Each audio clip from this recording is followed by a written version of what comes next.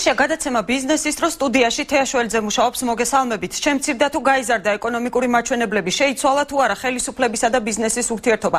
უნდა გვეშინოდეს თუ არა რუსული კაპიტალის. რამდენად შეასრულა ხელისუფლებაში მოსულმა ძალამ წინასაარჩევნო დაპირება ფასებისა და ტარიფების გაიაფების შესახებ. ეს ის თემებია, რომლებზეც უმცირესობა და უმრავლესობა პარლამენტსა და მის მიღმა ყველაზე ხშირად კამათობს. დღეს ჩვენი გადაცემის სტუმარია პარლამენტარის საფინანსო საბიუჯეტო კომიტეტის თავმჯდომარე დავით ონოფრიშვილი. ბატონ დავით, მოგესალმებით პირველ რიგში, დიდი მადლობა გადაცემაში მონაწილეობისთვის. მოდით დავიწყოთ თემით, რომელიც ბოლო 2 დღეა საკმაოდ აქტუალურია. საუბარია სხვათა შორის რუსული კაპიტალის შემოსვლაზე.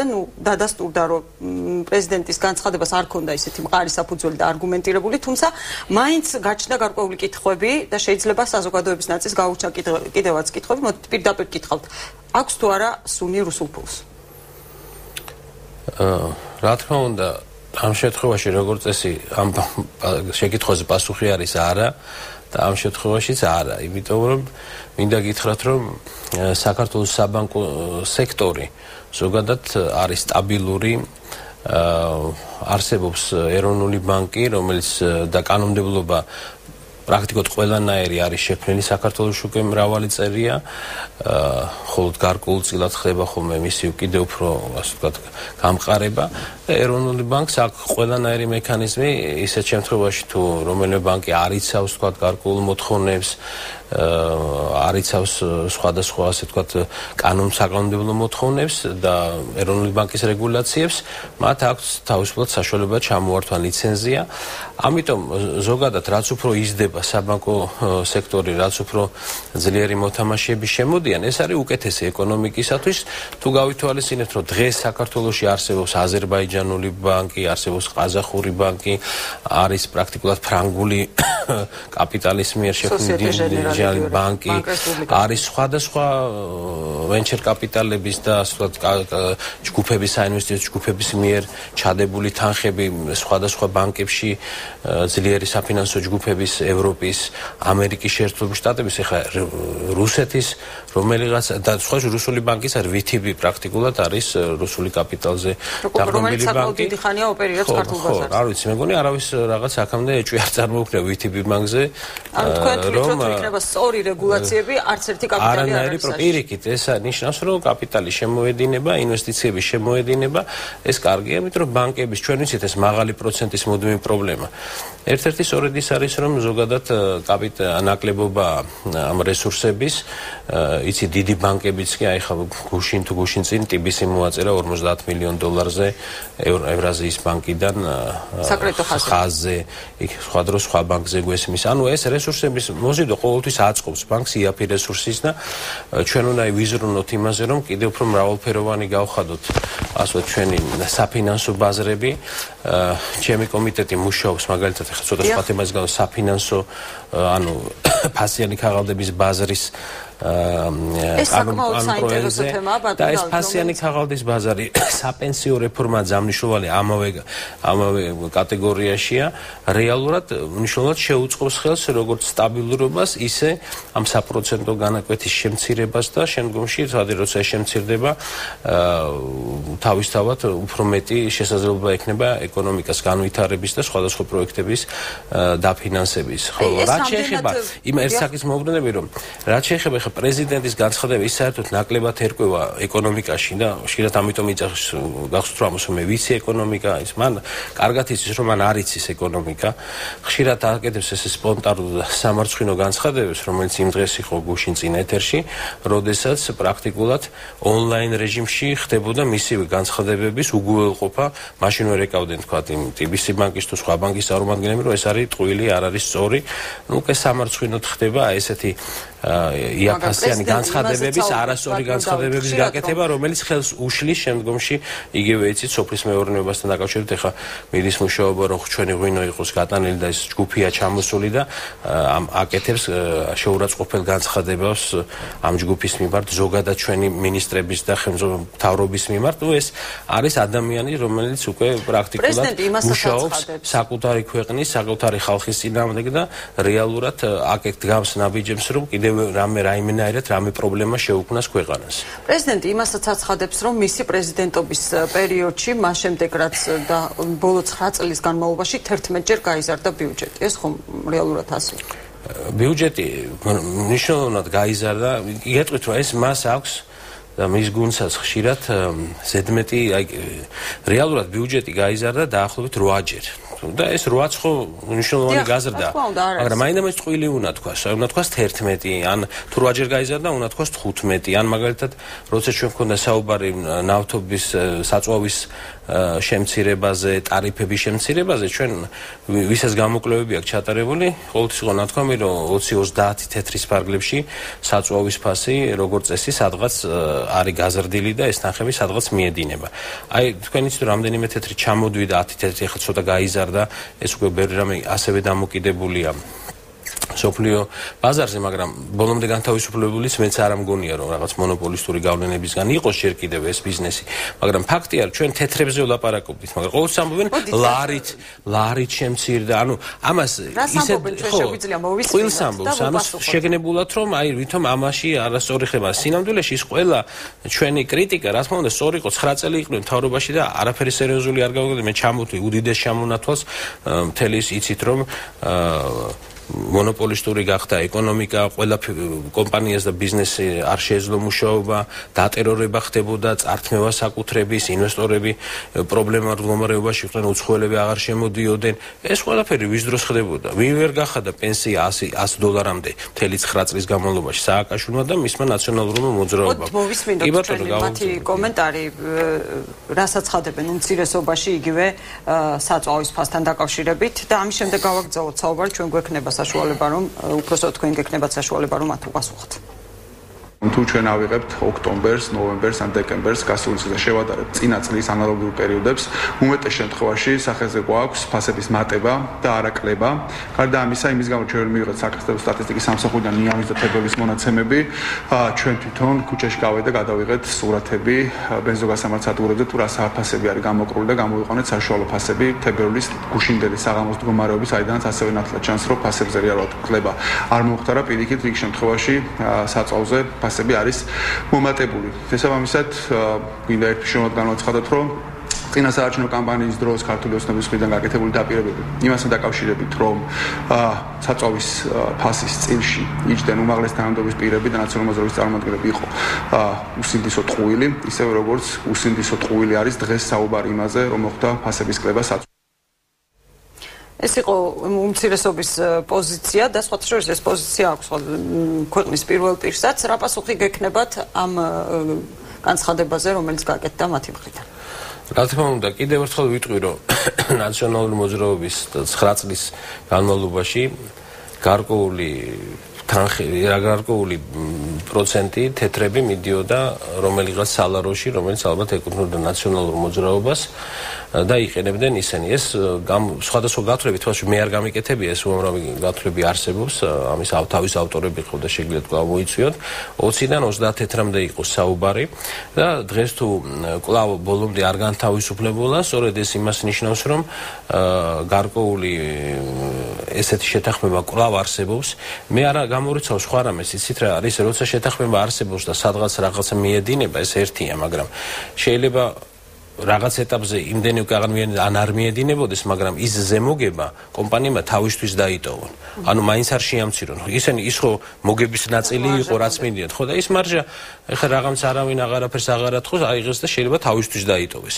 მაგრამ ეს სწორედ ამიტომ არის ანტიმონოპოლური სამსახური საჭირო, რომელიც დათვლის კალკულაციას გააკეთებს ამ ფასების, შეაფასებს ბაზარზე მოთამაშეების რაოდენობას, მათ წილებს და შესაბამისად იქ ვერ გამოეპარება თუ რაიმე აქ არის ზემოგებები, შეუძლია მოგების გარკვეული ოდენობა დასვას და იმაზე მეტი მოგება არ მიიღოს.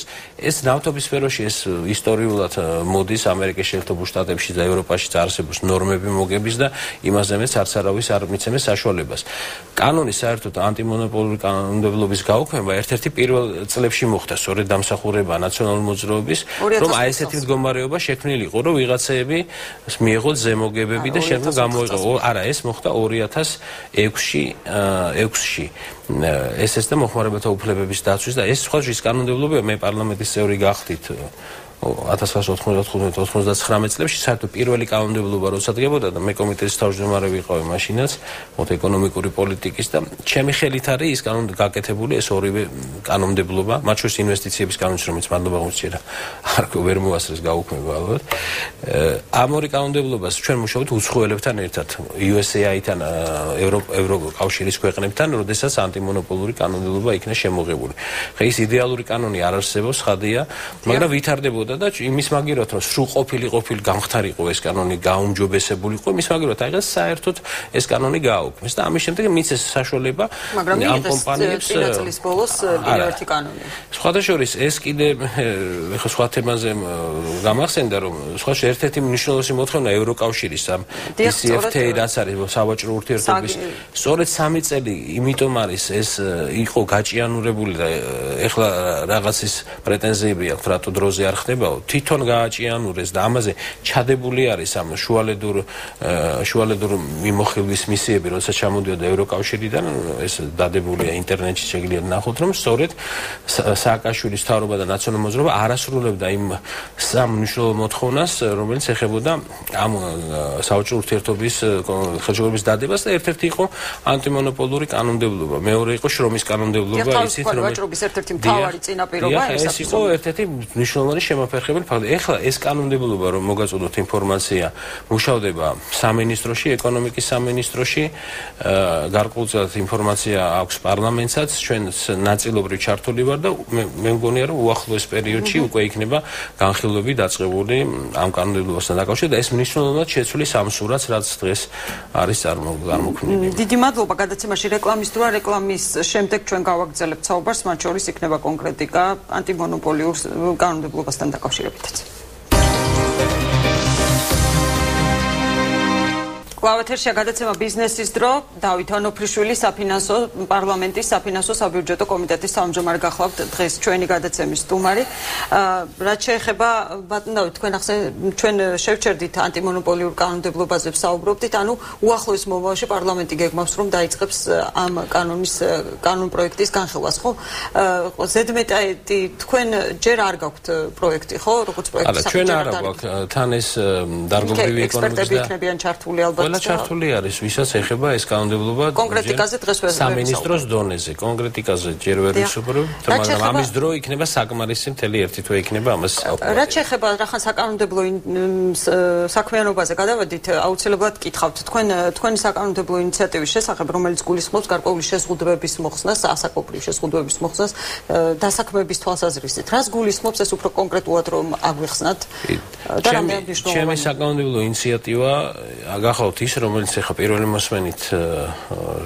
თანხმობა არის და გავა პარლამენტის სესიაზე ეს ნიშნავს რომ და ეს არის კონსტიტუციური მოთხოვნა ყველა ადამიანს რომელიცაც მიუხედავად ასაკისა უნდა კონდეს საშუალება იმუშაოს თუ მისი ამას აქვს ამის შესაძლებლობა ფიზიკურად ის არის კვალიფიციური აქვს გამოცდილება რატომ არ უნდა შეეძლოს თქვა 67 წლის ასაკის ადამიანს მიიღოს კონკურსში მონაწილეობა ან თუ აქვს სურვილი იმუშაოს ეს იყო პრაქტიკულად შეზღუდეს სწორედ აი მაშინ 2006 წელს და გამოდიოდა კი ეს იყო შეტანილი საჯარო სამსახურის შესახებ კანონში შემოღებული იყო ესეთი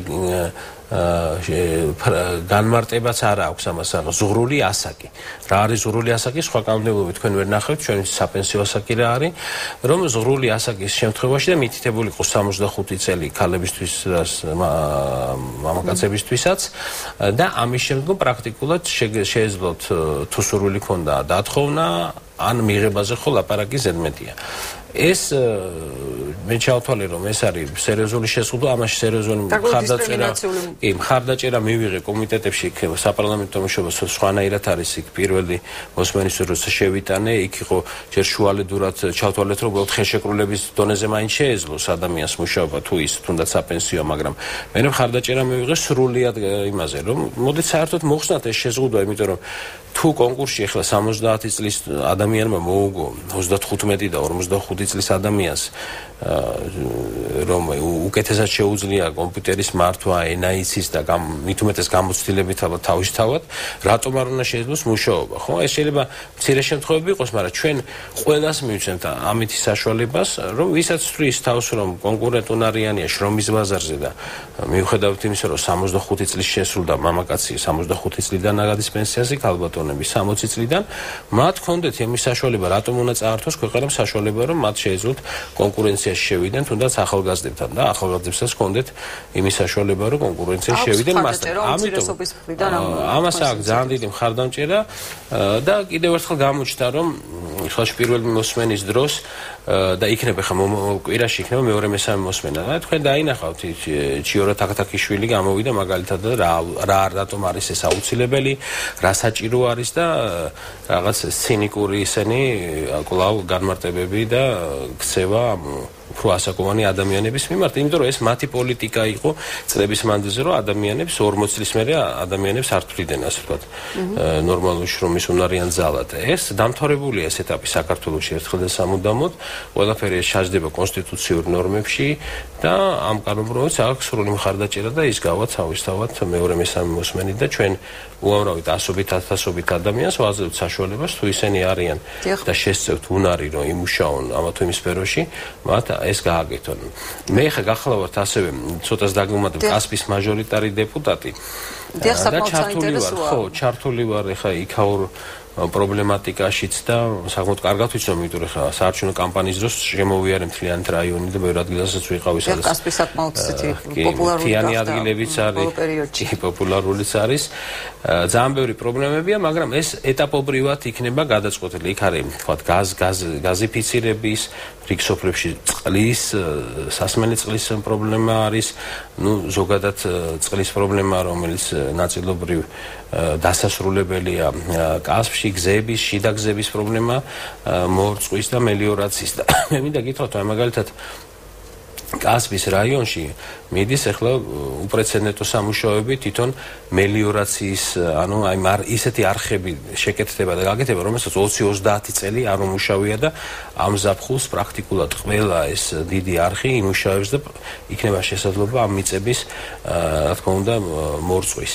და თავისთავად აი როცა რაზეა ლაპარაკი ახლა ეს ნაციონალურ მოძრაობას სასაცილოც კი არის, ამის უფლება ალბათ მოსახლეობას მეტი აქვს მორალური, ვიდრე მათ ნაციონალურ მოძრაობას, რომ ვიღაც რაღაცას შეუმოწმონ 60 თვეში რა გააკეთა. ჩვენ როცა მოვედით ეკონომიკური პროგრამით და ქართული ოცნების პროგრამით, ეს იყო 4 წელიწადზე გაწერილი, იმიტომ რომ შეუძლებელია ის რაც 9 წელიწადში ვერ გააკეთა ნაციონალურმა მოძრაობამ და არ გააკეთა მიზანმიმართულად და ისეთი ელემენტარული საკითხები, როგორც ვთქვათ, პენსიების საარსებო მინიმუმი აწევა 150 ლარამდე უკვე 1 ივლისიდან ეს იქნება 1 სექტემბრიდან დაზღვევა იქნება 1 ივლისიდან უკვე საბაზისო პაკეტი და დღეიდან ამუშავდა სხვადასხვა მინიმალური, რომ ელემენტარული დახმარება მიეცეს. ის სრულყოფილი არ არის და ხე კრიტიკა დაიწყება, მაგრამ სულ არაფერს ამ ხალხს, ვისაც ელემენტარულიც არ აქვს, ის მაინც მიეცეს, რომ ივლისში უკვე თანხები რო იქნება საბაზისო პაკეტი. ამ სოფლის მეურნეობაში უპრეცედენტო სამუშაოები ტარდება, რომ მასიურად მოხდება მიწის მოხსნა. ვისაც კი რამის თავი აქვს და შეუძლია და უნარი გააჩნია სოფლად ვინც ცხოვრობს, ყველა შეუძლია ეს გამოიყენოს, ეს უფასოდ მიწის მოხსნა პრაქტიკულად ესეთი რამე არ ყოფილა და ეს დღეს იქნება იმის საშუალება, რომ მან დაამუშავონ ის მიწები, რომელიც დიდ წლობით შეიძლება არ დამუშავებულა და ბიზნესთან ურთიერთობაზე მინდოდა კიდე მეკითხა, ბატონ დავით, ზოგადად საუბრობენ ახალმა ხელისუფლებამ არაერთი განცხადება გააკეთა იმასთან დაკავშირებით, რომ ბიზნესის მიმართ მიდგომა იქნება აბსოლუტურად განსხვავებული. ბიზნესი თავისუფალია, ბიზნესმაც დაინახა ეს იდეოლოგია ახალი ხელისუფლების, ასეთი განცხადებები კეთება, თუმცა ნაწილი საუბრობს, თქვენი ოპონენტები რა თქმა უნდა საუბრობენ იმის შესახებ, რომ ადგილი აქვს ცალკეული ბიზნესების, განსაკუთრებით წვრილი ბიზნესების დატერეურებას, ზედმეტი რეგულაციების შემოღებას. მაგალითები მოიტანონ, ისეთ ეს პროსტა ამადგან არის, რომ ცინიკური ასეთი ხდება, აი ჩემი ნაციონალური მოძრაობები და ვერანაირ ეგეთ კრიტიკას ვერც მე ვერ ვიღებ, ვერ ჩვენი გუნდი, რომ ვიღაცის დატერორება ხდება მიზანმიმართულად. ხალხს ჰქონდათ ნულოვანი ტოლერანტობა, ასე ვთქვათ, შემოღებული და ეხა პრეზიდენტი გვეუბნება 2-3 წლის წინ თურმე უნდა გამეუქმებინაო. შედალუცილო კერნად გაგაუქმებინ არ უნდა შემოგიღო ესეთი რამე რითაც ათასობით ადამიანი გაუბედურდა და ზოგმა შვილი დაკარგა 10,000-ობით ადამიანი ვიღაცას შვილი ვიღაცა შობელი მოხდა ციხეში და ეხლა იძახის თურმე ესო არ უნდა მოხდარიყო და პროკურატურა არ უნდა ჩარეულიყო ბაზრობებშიო თქვენ ეხლა ეს ხდება ინერციით ეს არ არის რომ აი ერთი რაღაცა ხდებოდა კატასტროფა და ეხლა მოვიდა მეორე მთავრობა და უცბად ყველაფერი ახალი ფურცელი ეს ბევრი ადამიანი ჯერ ძველი მუშაობს ამას უნდა კიდე გადახედვა და არასწორია ვინც აშავებდა მე ჩემი აზრით ეს უნდა კიდე ნახოს სამინისტროებში ისეთი პიროვნებები ვინც მიზანმიმართულად იყვნენ სხვადასხვა ასე ვთქვით ასეთი სახის იმაში ჩართული და შეგნებულად იყვნენ ჩართული ეს ხალხი ჩემი აზრით არ უნდა მუშაობდეს სახელმწიფო სამსახურში მათ შეიძლება სისხლის სამართლის პასუხისმგებლობა თუ არ არის აუცილებელი არ უნდა იყოს მაგრამ ისინი ასეთი იმავე სახელმწიფო რეზონანს იმოყვება და ამიტომ იმავე როგორ ეხლა ადამიანი შენ გავალებენ რომ მე რომ ავალებდნენ მე თუ ვინმე რამეს დამავალები და მინისტრი ვიყავი და იმას არ ვაკეთებდი და ეხლა შენ საშუალო რგოლის იმას თუ არასწორ ქმედებას და არაკანონიერ ქმედებას გავალები და როგორ უნდა შეასრულო არა უნდა ადგე და რაღაც სხვა ის გამ ყველა ვერ ნახულობდა მაგრამ თქვენ ეთყობა მე სხვა რამეს სისხლის სამართლის პასუხისმგებლობას არ ვიძახი მორალურ იმას რომ ისინი კი არ უნდა მუშაობდნენ ხოლო რაც შეეხება თვითონ ბიზნეს სტარტაპ ეს არის აბსურდი არავინ არანაირი ბიზნეს არ ატარებს მაგრამ ხომ ხდება დაყოფა აი მაგალითად გაკეთდა განცხადებები გავრცელდა ინფორმაციაც იმის შესახებ აი მაგალითად პრემიერ-მინისტრთან შეხვედრაზე არ იყო მიწვეული იგივე ბარამბო იგივე ზედაზენის წარმომადგენლები იმიტომ რომ ისინი ასოცირდებიან წინა ხელისუფლების ეხლა ვინ მიწვეული იყო რომელიღაც შეხვედრაზე ეს არაფრის მაჩვენებელი არ არის ეხლა ამაზე მოდით რა ეხლა მოსაწვევ კომისიაში ვინ იყო და ვინა გადაწყვეტილება იყო ეს ნაკლებად მნიშვნელოვანია აქ პრინციპული ის არის რომ ქართული ოცნება მიზანმიმართულად ასრულებს და დაიწყო ყოველ შემთხვევაში ამ სფეროში არის აქვს ასეთი მიცემული დავალება ფინანსთა მინისტრისაგან ბატონ ბიძინა ივანიშვილისაგან რომ იყოს ლოიალური დამოკიდებულება კანონის შესაბამისად მხოლოდ და ჩვენ ისიც კი გვინდა რომ ადამიანები ვინც წინა ხელისუფლებაში ისჯებოდნენ იმის გამო რომ ასოცირებული იყვნენ ან ოპოზიციასთან ან ქონდათ რაღაც ფულადი საშუალება ამიტომ იბარებდნენ ეს ფული უნდა წაერთმიან და რაღაც სხვადასხვა ხეში ფორმებდნენ სხვადასხვა სახის იმას გარიგებას რომ წაერთმიათ ეს ფული და მე რაღაცაში გამოიყენებათ ჩვენ გვინდა ბევრი ესეთი ადამიანი დღესაც არის რომელსაც არ შეუძლია ამის გადახდა ან შეუძლია და ვადებში არ ეტევა ამიტომ ესეთი ინიციატივები იქნება გადახედული მაქსიმალურად აი ჩვენ გვინდა რაღაცა შეძლოს და ფინანსთა სამინისტრო ამაზე მუშაობს რომ ადამიანს შეიძლება არ შეუძლია ის ჯარიმები გადაიხოს 1 წელიწადში მაგრამ მაგათ მივიღეთ ჩვენ კანონს 3 წელიწადზე გაწერილი იყოს მაგრამ შეიძლება ვიღაცას უკვე 1 წელი ჩაუწერეს ისე რომ 3 წელს ვეღარ მიდი 3 წელიწადამდე ხო აი ესეც გადაიხედოს და გაიწეროს ის 3 წელიწადამდე ანუ ამ მიმართულებით მუშაობა მიმდინარეობს ეს ალბათ დაინტერესებს გაკოტრება ჯობია ყველაფერი ანუ ამ შემთხვევაში თუ აქვს საწარმოს იმის უნარი რომ ნელ-ნელა გადაიხადოს ამიტომ დღეს მისი გაკოტრებას ჯობია ეს გაიწეროს და უფრო ხანგრძლივადაში გადაიხადოს და ეს მიდგომები იქნება absolუტურად ლიბერალური საგადასახადო კოდექსის შესაბამისად ეხა ფინანსთა სამინისტრო ამდენს მე ვიცი მუშაობს კიდე მთელი რიგ ცვლილებებზე ლიბერალიზაცია საგადასახადო კოდექსი აუცილებლად იმიტომ რომ ბიზნესზე დგას ეკონომიკა თუ ბიზნეს ამის საშუალება არ მიეცით სხვანაირად ეს ქვეყანა ვერ განვითარდება ეკონომიკა ვერ გაიზარდება და თქვენ ნახავთ რომ აი ბიზნესები თვითონ უკვე ბევრი აცხადებს სხვადასხვა სხვადასხვა მსხვილი საშუალო ბიზნესები რომ ბევრად გამარტივებულია ისე მათ თავზე არ არის ეს დამოკლეს מחვილივით რომ ვიღაც ხვალ შემოვარდება დახურავს და გეტყვის თუ არა მილიონი გადაიხადე რაღაც ფონდში ან ვიღაცის ჯიბეში ნაციონალური მოძრაობის ჯიბეში რომ მე ნაციონალური მოძრაობა რაღაც კონცერტი ჩაატაროს ანუ ესეთი რაღაცები აღარ იქნება არავინ ამაზე აღარ დაჟის გაწყვეტილი გადაცდომები იქნება ეს უნდა კაცრად დაისაჯოს თუ ამას აკეთებს ვინმე მაგრამ ფაქტია რომ მდგომარეობა ნელ-ნელა გაუმჯობესდება ეს პროგრამა არის გაწერილი 4 წელიწადზე და პირველივე წელს უკვე არის ისეთი აი პირველი 4 თვეში უკვე ისეთი ცვლილებებია შეტანილი რომელიც ხო გეუბნებით ნაციონალურ მოძრაობას 9 წელი ვერ შეასრულა რომ პენსია გახდეს ელემენტარულად საარსებო მინიმუმის დონეზე 150 ლარზე საყოველთაო დაზღვევა მოხდეს რომელიც ამუშავდება 1 ივლისიდან ანუ ისეთი რაღაცები ხდება რომელიც ამ ხალხს არ აინტერესებდა და ის ხალხზე არ მუშაობდა ის მთავრობა ეს უკვე 4-5 თვეში ხდება 1 წელიწადში თქვენ ახლა სხვა მდგომარეობა 2-3 წელიწადში თქვა კიდევაც ჩვენმა პრემიერ-მინისტრმა ბიძინა ივანიშვილმა სულ სხვანაირი გარემო იქნება შემოვა ინვესტიციები და ხალხი დასაქმება მე ხა გეუბნებით რომ ჩემთან თუ რამე თხოვნა და უამრავი ხალხი მიიღოს 100-დან 90 მიიღოს სამუშაოზე მოწყობაზე, ხო? ეს არის ყველა ჩემი კოლეგა, ყველა ეს შეუძლებელი და არ არსებობს რეალური ესეთი ადგილი. ეს ადგილები უნდა შევქმნათ ჩვენ და ამაზე ვმუშაობთ, რომ შევქმნათ სამუშაო ადგილები. სამწუხაროდ ჩვენ დრო აღარ გვჭირდება და დავასრულოთ ბატონო. დავით, ძალიან დიდი მადლობა რომ მობრძანდით. მე იმედი მაქვს რომ ხშირად იქნებით ჩემი გადაცემის სტუმარი. გისურვებთ წარმატებებს რა თქმა უნდა. გადაცემაში რეკლამის დროა, რეკლამის შემდეგ ჩვენ სხვა თემით დავბრუნდებით. ეთერში აკვლავ გადაცემა ბიზნესის დრო. კიდევ ერთ ინფორმაციას გაგაცნოთ. საქართველოს ბანკის წარმომადგენლებმა ბანკის მიერ დაფინანსებული ახლად აშენებული საცხოვრებელი კომპლექსი მოინახულეს. სამშენებლო პროექტი ბანკმა 750,000 ლარით დააფინანსა. საცხოვრებელი სახლი სანდრო ეულის ქუჩაზე მდებარეობს და 114 ბინასა და 3000 კვადრატულ მეტრზე კომერციულ და საოფისე ფართს მოიცავს.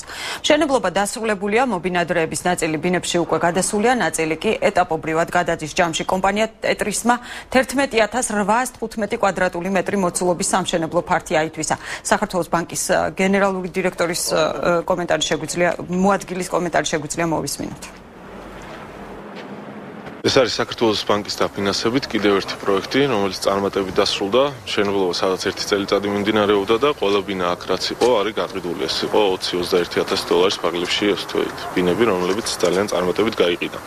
ასევე ვიხილავთ მეორე ეტაპს, რომელიც აქ უნდა აშენდეს ამ პროექტის დაფინანსებას და ამის გარდა, ასე ვთქვათ, კრიზისის შემდეგ 50 მილიონი დოლარი გამოყავით დეველოპმენტ სექტორისთვის, რომელიც ძირითადად დასრულებულია მშენებლობები ან ზოგიერთი მიმდინარეობს. შესრულებულია კომპანიას ვალდებულება როგორც მოსახლეობის წინაშე, ასევე ბანკის წინაშე. კომპლექსი სრულად არის დასრულებული. ამავე ტერიტორიაზე ვგეგმავთ ახალი კომპლექსის მშენებლობა საცხოვრებელის, დაახლოებით 9500 კვადრატული მეტრი იქნება, რომელსაც დავიწყოთ ამ წლის ზაფხულში და დავასრულებთ გასა წლის ბოლოს. ბინები აქ ჩაბარდა, ასე ვთქვათ, ცნობილი შავი კარკასის სტადიაში, რაც შეეხება ახალ კორპუსს, იქ სავარაუდოდ ჩვენ გავათეთრებთ და იქნება თეთრი კარკასი. კიდევ ერთი ინფორმაცია, რომელიც გუშინ გახდა ცნობილი, კონკრეტულად ვიზიარის ქუთაისის საერთაშორისო აეროპორტიდან ავიარეისების რაოდენობას დის. საქართველოს ავიაბაზარზე არსებული მდგომარეობა, როგორია სამოქალაქო ავიაციის სააგენტოს ახალი ხელმძღვანელობის ხედვა ალექსანდრე გაჩეჩილაძე, სამოქალაქო ავიაციის სააგენტოს გადაყვანა გადაზიდვების დეპარტამენტის უფროსი არის ჩვენი გადაცემის სტუმარი. ბატონო ალექსანდრე, მოგესალმებით პირველ რიგში, დიდი მადლობა გადაცემაში მონაწილეობისთვის. მოდით მოკლედ გითხარით, გუშინ გაკეთდა საკმაოდ განცხადებები ეკონომიკის მდგრადი განვითარების მინისტრმა ისაუბრა ამ თემაზე. ანუ ეს არის დაბალ ბიუჯეტიანი კომპანია ვიზიარი, რომელიც შემოვიდა და რომელმაც გადაწყვიტა რეისების რაოდენობის გაზრდა. საკმაოდ საინტერესოა ზოგადად როგორია ვითარება ავიაბაზარზე დღესდღეობით. მოგესალმებით, მივესალმებით ერმაყურებელს. რაც შეეხება შეკითხვას, დიახ, როგორც აღნიშნეთ, გუშინ გაჟღერდა ახალი ინფორმაცია ავიაკომპანია ვიზიარის მიერ რეისების გაზრდის თაობაზე და ასევე ახალი რეისების დამატების შესახებ ქუთაისის საერთაშორისო აეროპორტში. როგორც ცნობილია, ეს კომპანია დღესდღეობით რეისებს ახორციელებს მხოლოდ კიევი-ქუთაისის მიმართულებით. მიმდინარე წლის ზაფხულის სეზონიდან, ანუ აპრილიდან იგეგმება ხარკოვი-ქუთაისი, დონეცკი-ქუთაისის მიმართულებით ავიარეისების განხორციელება, ასევე პოლონეთიდან, ვარშავადან და კატოვიციდან ქუთაისის მიმართულებით რეისების განხორციელება. რა თქმა უნდა, ამის შემდეგ შესაბამისი დატვირთვა? ეს უკვე ნაკადი იქნება მგზავრთა როგორ რადგან ავიაკომპანია გეგმავს ამ რეისების განხორციელებას, ეს ნიშნავს იმას, რომ იქნება მათ აქვთ მარკეტინგული გათვლები, როგორც თვითონ აღნიშნეს, შეისწავლეს აღნიშნული მიმართულებები და საკმაოდ დიდ წარმატებებს ელოდებიან ამ საჰაერო ხაზებზე ფრენით, რაც მისცემს საშუალებას მომხმარებელს, საქართველოს მოქალაქეებს, რომ ქუთაისიდან კიდევ უფრო მეტი მიმართულებით პირდაპირ ავიარეისებით გადაადგილდნენ. დაბალ ბიუჯეტიანი რას ნიშნავს? ანუ საშუალო ღირებულება ამ შემთხვევაში რა არის? ანუ რატომ არის მიმზიდველი ასეთი კომპანიები? დაბალ ბიუჯეტიანი ავიაკომპანიები ესენ გამოირჩევიან სპეციალური სტრატეგიით, განსაკუთრებული სტრატეგია და ხედვა აქვთ ასეთ კომპანიებს, ეგრეთ წოდებულ low-cost ავიაგადამზიდველებს. მათი ძირითადი პრინციპია, რომ შედარებით ნაკლები ფასი შესთავაზონ მომხმარებელს გარკვეული სერვისებზე უარის თქმის ხარჯზე. თუმცა შესაძლებელია აგრეთვე გარკვეული თანხის დამატებით ეს სერვისიც მიღებული იქნეს მომხმარებლისათვის. ასეთი კომპანიები როგორც წესი, სხვა ჩვეულებრივი ავიაკომპანიებთან შედარებით დაბალ ფასს სთავაზობენ მომხმარებელს. ეს არის შედარებით ახალი მიმართულება. დაბალი ფასი ეს რამდენად დაბალი? გააჩნია ეს მათი პრინციპი არის ასეთი ავიაკომპანიების ესეთი რომ რაც უფრო ადრე ხდება ბილეთის შეძენა, მით მეტად უფრო დიდია შანსი იმისა, რომ რაც შეიძლება ნაკლებ ფასად შეიძინო ავიაბილეთი, ასე რომ აქვთ განსაზღვრული მინიმალური ტარიფი და შემდეგ ეს ტარიფები იზრდება. აქედან გამომდინარე, ვიზე არის ასოცირდება 37 ლარ. დიახ, ეს არის ყველაზე მინიმალური ტარიფი, თუმცა არ უნდა იქნეს გაგებული, რომ ისე 120 ადგილიან თვითმფრინავში მაგალითად ყველა ადგილი ამ ფასად იქნება გაყიდული. ეს არის მინიმალური ტარიფი, რომლის შეძენაც შესაძლებელია გარკვეული პერიოდით ადრე. გასაგებია. დღესდღეობით როგორც ბოლო ინფორმაციით, როგორც მე ვიცი, საქართველოში ოპერირებდა 20 ავიაკომპანია. აქ სურათი შეიცვალა თუ რა სიახლეებია ამ მიმართულებით, რომ ბოლო პერიოდში ასევე ვრცელდებოდა ინფორმაციები იმის შესახებ, რომ გარკვეულმა ავიაკომპანიებმა დატოვეს, მაგალითად ალიტალიამ, თუმცა ალიტალიამ მერე უარყო, უпроსტად შეამცირა, როგორც მე ვიცი, ფრენების რაოდენობა უბრალოდ. მაგრამ აი თუ შეიცვალა სურათი ამ მიმართულებით. სურათი გარკვეულწილად შეცვლილია. დღესდღეობით 24 უცხო ქვეყნის ავიაკომპანია ასრულებს რეგულარულ სამგზავრო გადაყვანებს საქართველოში, ასევე 2 საქართველოში რეგისტრირებული ავიაკომპანია. ხორციელდება რეისები 19 ქვეყანაში, 31 მიმართულებით საქართველოდან, კვირაში 150 სიხშირით. გარდა სამგზავრო გადაზიდვებისა ხორციელდება აგრეთვე რეგულარული სატვირთო გადაზიდვები ავიაკომპანია კარგოლუქსის მიერ, რომელიც არის ლუქსემბურგის სატვირთო ავიაკომპანია, ავიაკომპანია Turkish Airlines კარგოს მიერ და ავიაკომპანია Silkway Airlines-ის მიერ, რომელიც არის აზერბაიჯანული ავიაკომპანია და ესენი ახორციელებენ რეგულარულ სატვირთო გადაზიდვებს საქართველოში. რაც შეეხება ალიტალიას თემას, ჩემი ინფორმაციით ალიტალია საქართველოსდან წასვლას არ აპირებს, მათ თებერვლის თვეში მოახდინეს რეისების შემცირება და მომავალი უკვე 1 აპრილიდან ზაფხულის სანავიგაციო სეზონიდან კვირაში 3 სიხშირით აპირებენ რეისების განხორციელებას. რუსეთის მიმართულებით თუ იგეგმება რომელიმე ეს პოლიტიკის როგორც ცნობილია დღესდღეობით ხორციელდება მხოლოდ ჩარტერული ფრენები საქართველოსა და რუსეთს შორის.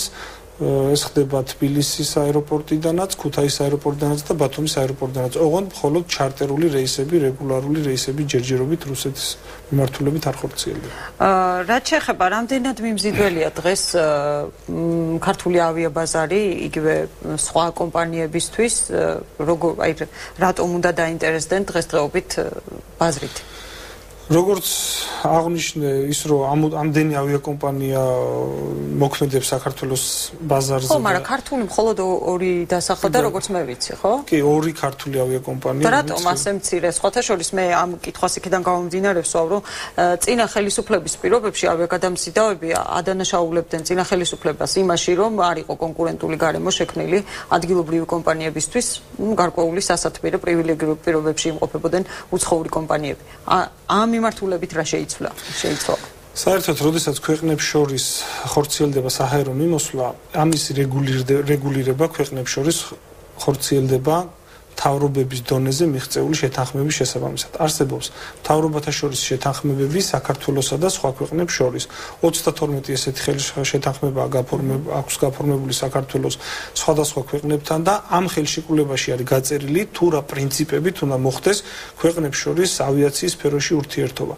რაც შეეხება პრივილეგირებულ გარემოს, მე მინდა ხაზგასმით აღნიშნო, რომ ასეთი შეთანხმებების გაფორმების მთავარი პრინციპი არის ის, რომ ორივე მხარის ავიაკომპანიებს ჰქონდეთ თანაბარი პირობები. აბსოლუტურად ყველა შეთანხმებაში, რომელიც საქართველოს აქვს გაფორმებული რომელიმე ქვეყანასთან. ეს პირობა არის დაცული და ამ შეთანხმებების შესაბამისად რა უფლებითაც სარგებლობენ იმ ქვეყნის ავიაკომპანიები, რომლებიც ფრენებს ახორციელებენ ჩვენთან, ხელშეკრულების შესაბამისად აბსოლუტურად იგივე უფლებები შეიძლება ჰქონდეთ ჩვენ ავიაკომპანიებს და ეს მოთხოვნები აუცილებლად იქნება დაცული.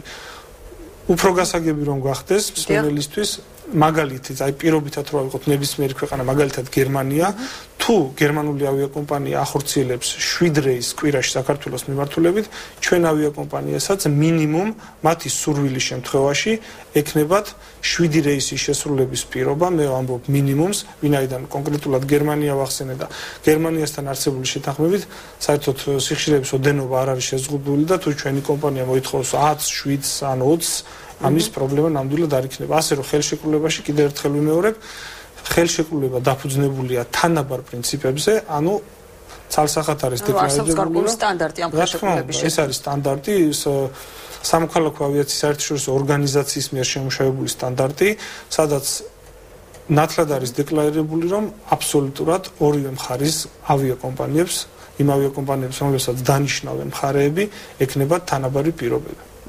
გასაგებია, ხომ არ იგეგმება ან ხომ არ განხორციელდა უკვე რაღაც ახალი რეგულაციები, იმიტომ რომ თქვენ სააგენტოს ყავს ახალი ხელმძღვანელობა, ალბათ უნდა გადაიხედება ძველი სტრატეგიაც, უნდა გადაიხედოს ახალი ხედვაც, ანუ რაღაცა სიახლე ხომ არ არის რეგულაციების კუთხით.